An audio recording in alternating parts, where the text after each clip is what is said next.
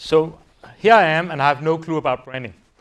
But I'm a serial entrepreneur, and I invested in a number of startups and created my own. I also teach at CBS, but that's mainly innovation entrepreneurship. So my talk, you can say today, will more be from a layman perspective, what I see and why branding is important. But before we go into my introduction, let me introduce the agenda for today. We actually start with someone, Kiki from DesignIt, who is an expert on branding, and will tell about how it is from their perspective, how branding can add value also for startups. Then what we try to do in these PreSeed Academy talks is that we try to mix, you can say, theory and practice, and also from the different perspectives. So we have the perspective from me as an angel, from Mads as an investor, from Kiki as a consultant, and then we also have Peter from Autobottler and Boon, who talk about how branding can add value from him seen from a startup perspective. So the agenda is very short. I'll do a very brief introduction. Since I have no clue about what I'm talking about, it will be less than 10 minutes. After that, we have Kiki. We have the break afterwards.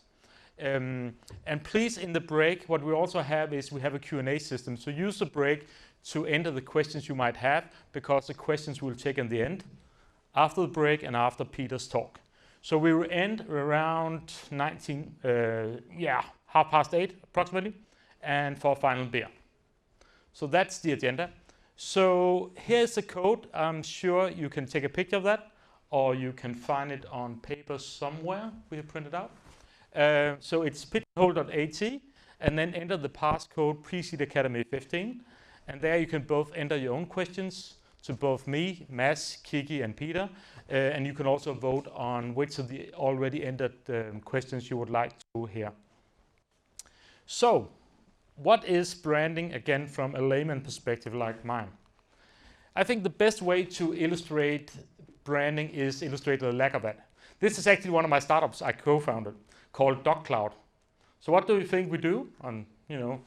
We were trying to build a digital signature platform in the B2B space. And we honestly thought this name and this logo was so cool, really. And you can ask yourself, if you want to sell a solution to serious businesses trying to manage their signature process, and your logo look like this and your payout sounds like this, I think you understand why we, after 1.5 years, decided to change the name. So again, I see a lot of startups so focusing on the core benefit that they forget about all things around, including branding. But let's come back to that. So why is branding important? I think you can basically illustrate it by talking about risk. So unlike other organizations, startups are extremely risky. So if all of you created a startup right now, let's just say a tech startup, and we're 150 people in here, how many of these startups would be alive after 5 years? 1/5? 1/4? Maybe something like that? Yeah? Or more. So you can talk about maybe the 10% will be successes, and maybe 30 or 40% will be alive, and the rest will die. So from a stakeholder perspective, so stakeholders here are all the ones that are important for your company, whether it's a startup or another organization. Basically, from all that perspective, entering a collaboration with you is risky. So why should I sell products to you when I know there's a big chance that your startup will go down?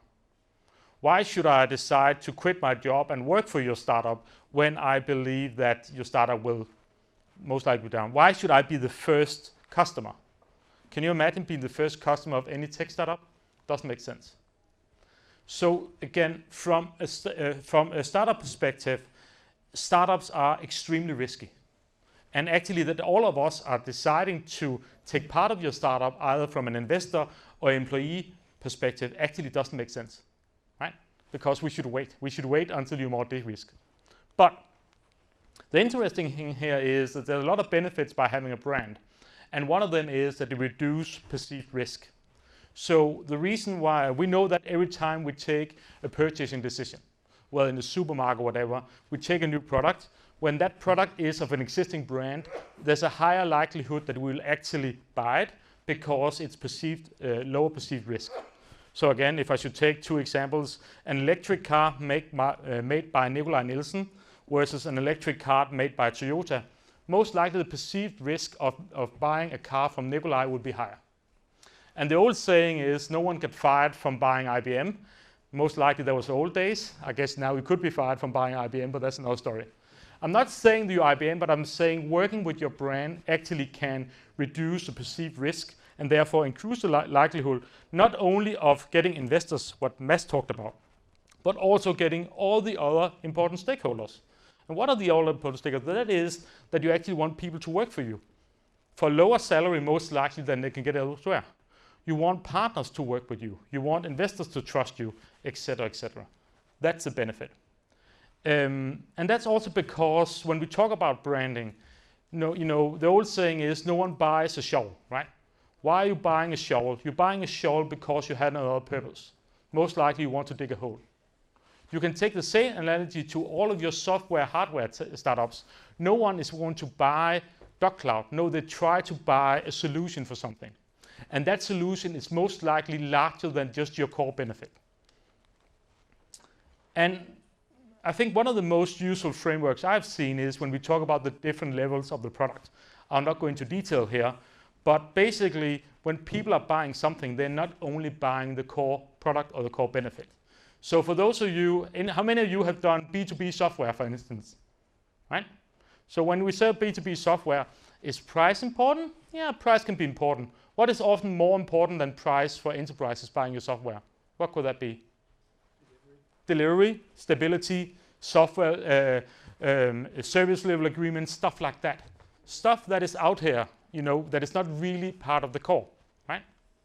So by having a brand that basically strengthens these parts of your value proposition could, in my view, be of huge benefit to many startups.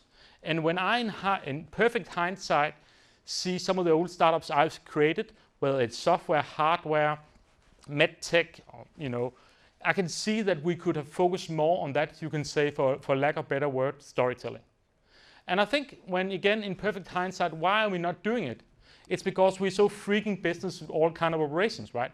We're so freaking busy actually getting this software to work that the whole idea about taking 3 days out and discuss branding is just like, yeah, we do that next weekend, right? It's not something we do right now. But I would say, again, in perfect hindsight, I think that we as startups should focus more on that storytelling. And I think it can, of course, not replace actually delivering the key benefit, but having all that around can be extremely helpful in getting support from all the important stakeholders. That is basically my 5-minute introduction to what we're going to talk about. So that was seen from an angel risk perspective. Remember, we have the Q&A session here at the end. And now we'll switch to Kiki, who will talk about it from DesignIt's perspective, how they're trying to help organizations, both large and small, in improving their story and branding. So with that small break, I should do some dance and change mic.